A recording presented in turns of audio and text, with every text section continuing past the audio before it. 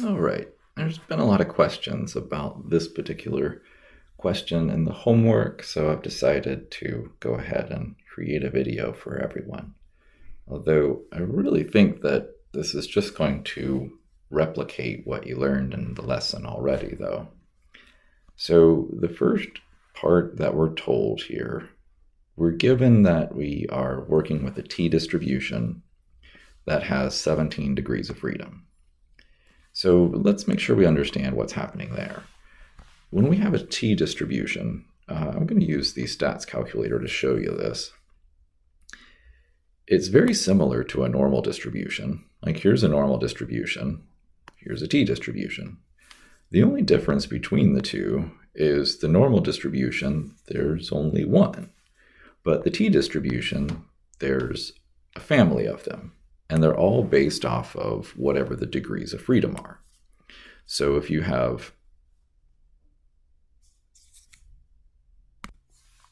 and they're all based off of what the degrees of freedom are. So if you have a different number of degrees of freedom, like if you have a very small number of degrees of freedom, then the curve looks very different from the normal distribution. It doesn't have a peak that's quite as high, and the tails are much wider. But as you increase the number of degrees of freedom, then it starts to very much resemble a normal distribution. But it is a separate distribution, and it has a set of particular curves rather than just one curve, which is why the degrees of freedom make a difference, because it tells you which one you're using. In this case, we're using 17 degrees of freedom. So this is what our curve looks like. Okay, so it doesn't really matter exactly what it looks like. It's a bell-shaped curve as far as we're concerned, and we're using the one that has 17 degrees of freedom. All right, now part A. What we need to find in part A is the probability that t is greater than or equal to 1.7. Now in this particular case, there is not a given mean and standard deviation, but that actually makes the problem simpler. Because here's the thing. When we were working with normal distributions, we had introduced first what's called a standard normal distribution. And a standard normal distribution just meant that we had a normal distribution, but with a mean of 0 and a standard deviation of 1. And that's the one you're using if you're calculating things like the probability that z is greater than, say, whatever, so maybe 2.4 or something like that. But remember, there was other problems where you solved the probability that x is greater than, 25 for a distribution that has a mean of 10 and a standard deviation of 7, perhaps, something of that nature. These letters make a difference. When you're calculating the probability of x, you're on an x-axis. An x-axis has a normal distribution above it, which has the mean that's given in the problem and a standard deviation that's given in the problem. The scale is set to be centered about the mean, and we mark off in standard deviations. So 10, 17, then 24, and so forth, and then going the other direction. I'm going to run into trouble because it's going to go into negative values, but it doesn't really matter. The point is it's marked off in multiples of that standard deviation. Now, that's an x-axis. A z-axis. A z-axis is special because the z-axis tells you you're working with a standard normal distribution where the mean is 0 and the standard deviation is 1. So you're centered about 0 and you mark off standard deviations at multiples of 1. So 1, 2, 3, negative 1, negative 2, negative 3. Now, the same is entirely true about t-distributions. Here, I want to find the probability that t is greater than or equal to 1.7. That puts me on a standard t-distribution. So what that tells me is the mean, this distribution is 0, and I'm going to use sample values here, but the principle's the same. And the standard deviation is 1. Okay, so you don't need a given mean and standard deviation to solve this problem. And that actually makes it easier, because in order to convert from an x value to a z-score, we had a conversion formula. That conversion was z equals x minus mu divided by sigma. Our z-score formula. It literally converts an x value into a z-score.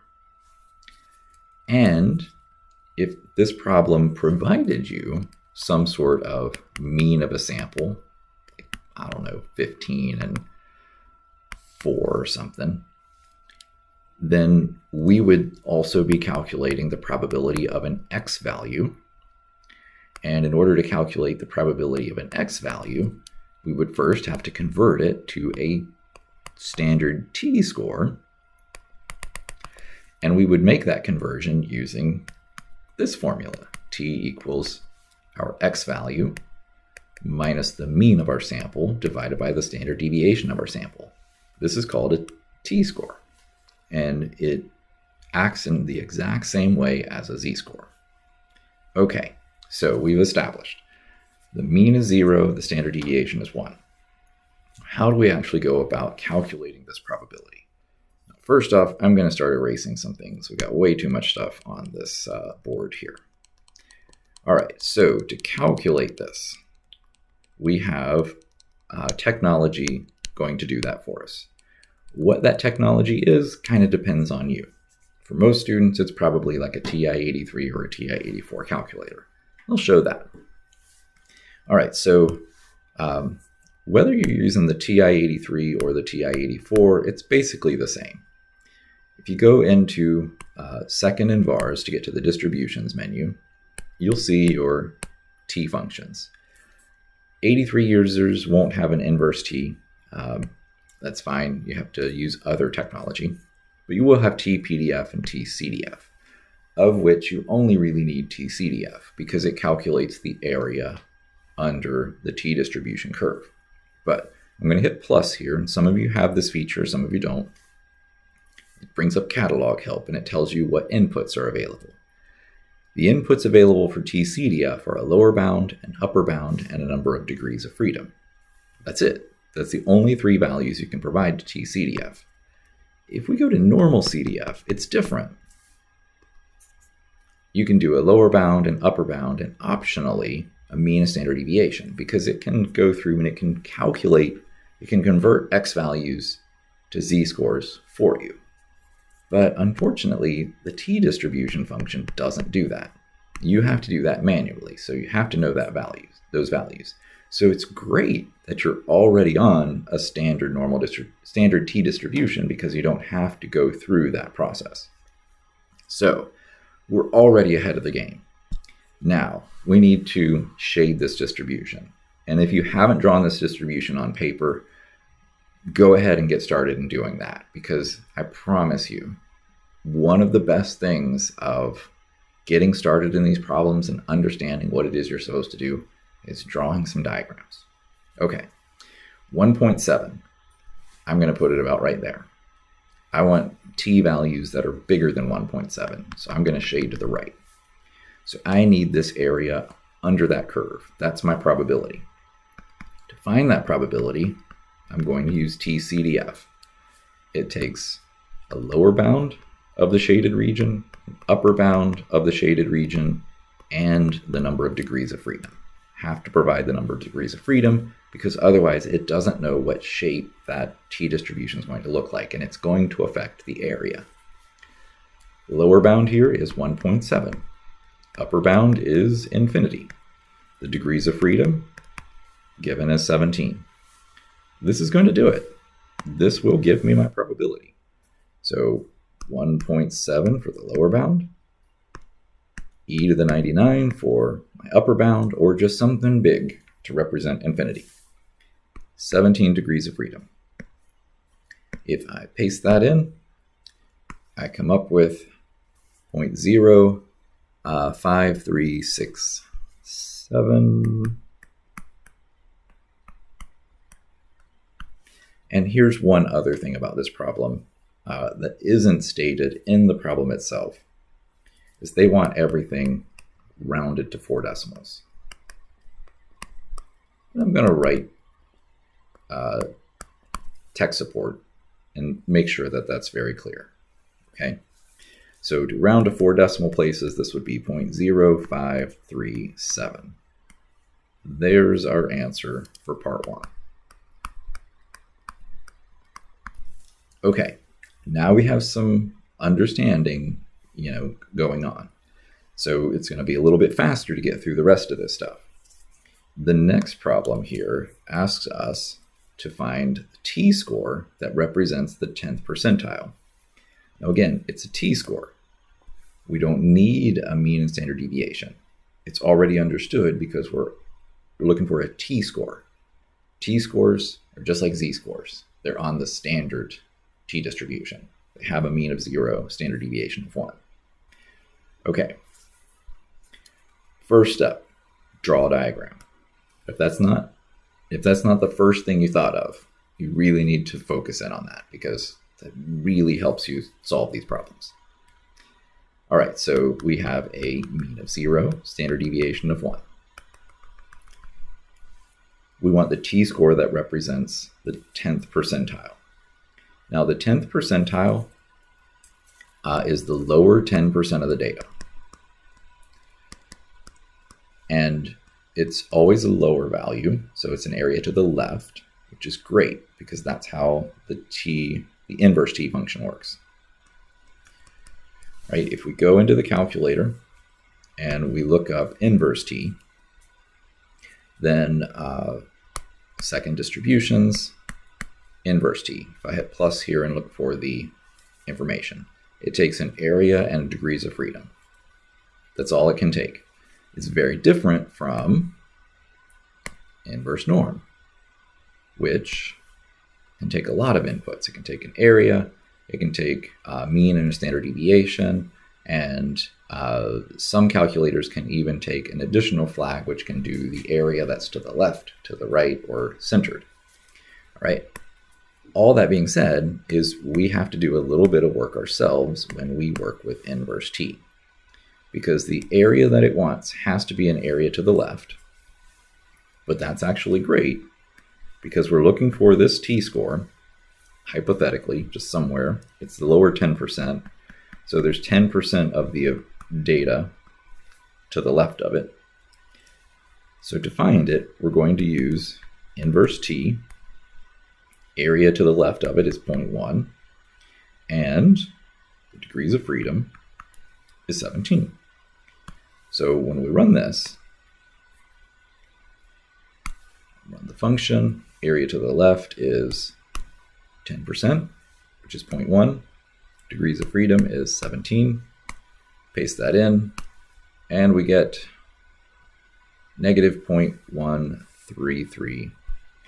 And rounding to 4 decimals again, 1.333, I believe, unless we have some rounding. No, 3. Oh, well, I have to go 4 decimals, so 3334 is what that's going to be. Okay, there we go. Negative 1.3334. All right, the two scores that mark the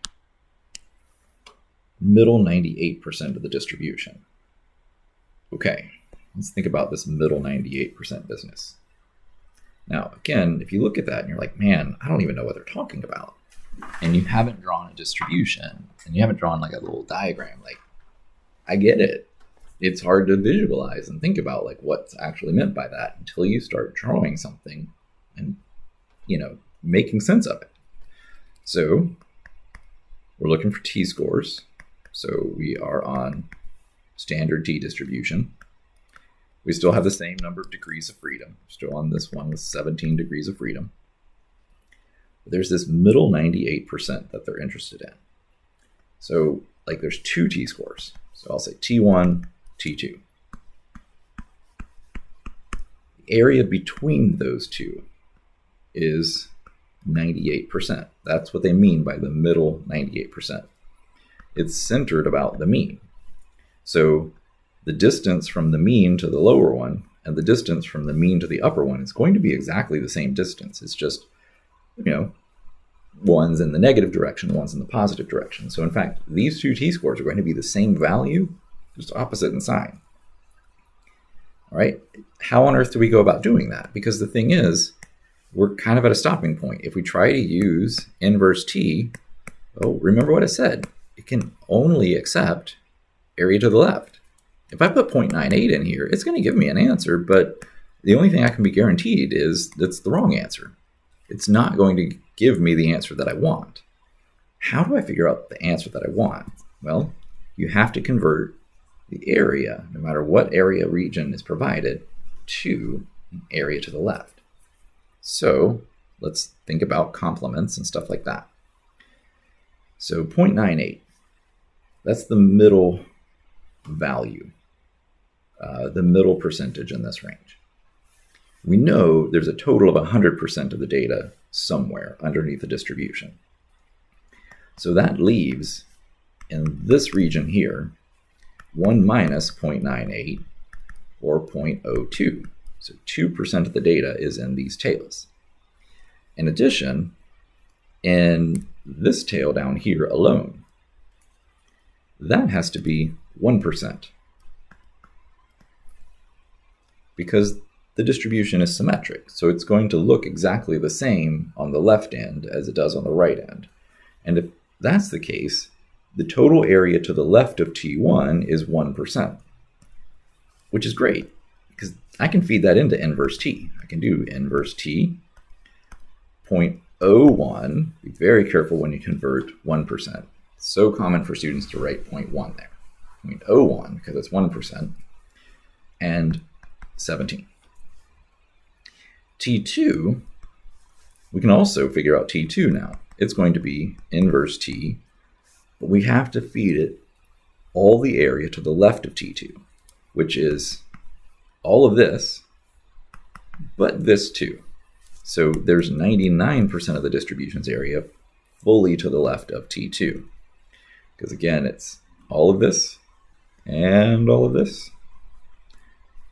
And that's what's to the left of T2, 99% of the data.